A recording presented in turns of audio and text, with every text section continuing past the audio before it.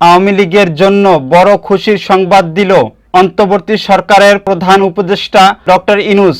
তিনি বলেন, আওয়ামী লীগকে নিষিদ্ধ করার কোনো পরিকল্পনা নেই অন্তর্বর্তী সরকারের, কিন্তু মানবতা বিরোধী অপরাধের সাথে যারা জড়িত তাদের বিচার হবে। তবে কি ডক্টর ইউনূস ভয় পেয়ে গেল? আওয়ামী লীগকে নিষিদ্ধের ঘোষণা দিলে হয়তো বিপদে পড়তে পারেন তিনি, যেখানে বিএনপি জামাত আওয়ামী লীগকে নিষিদ্ধের পক্ষে না।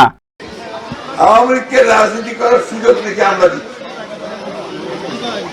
এই কথাটা সঠিক হয় নাই।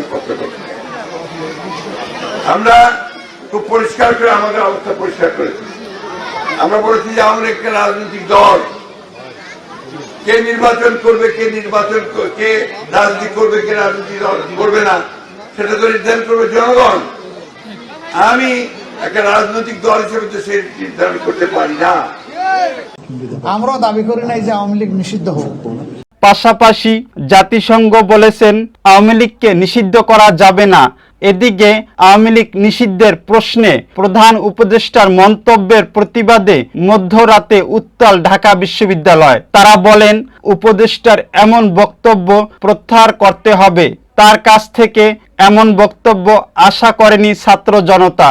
আওয়ামী লীগকে নিষিদ্ধের দাবিতে বিক্ষোভ মিছিল করেছেন ছাত্র জনতা।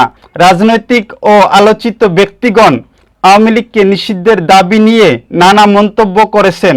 তারা আওয়ামী লীগকে নিষিদ্ধ চায়। আওয়ামী লীগকে নিষিদ্ধ করতেই হবে। আওয়ামী লীগকে নিষিদ্ধের দাবি এবং শেখ হাসিনার বিচারের দাবিতে আজকের এই গণ অবস্থান, যে আওয়ামী লীগকে অবশ্যই নিষিদ্ধ করতে হবে। অন্যদিকে প্রধান উপদেষ্টার বক্তব্যে নিন্দা জানালেন জাতীয় নাগরিক পার্টির নাহিদ ইসলাম। পাশাপাশি আওয়ামী লীগ নিষিদ্ধের দাবিতে এখনো উত্তাল রাজধানী ঢাকা। ছাত্র জনতা বলছে, আওয়ামী লীগকে নিষিদ্ধ করে তাদের বিচার করে নির্বাচনের ব্যবস্থা করতে হবে। এই আওয়ামী লীগকে নিষিদ্ধ করে তাদের বিচার করে এরপরে আমাদের দেশটাকে নির্বাচনের ব্যবস্থা করতে হবে। আওয়ামী লীগ যে কাণ্ড ঘটাইছে বাংলাদেশের মধ্যে, পৃথিবীর ইতিহাসে এই ধরনের কাণ্ড করা আওয়ামী লীগ কেউ করে নাই।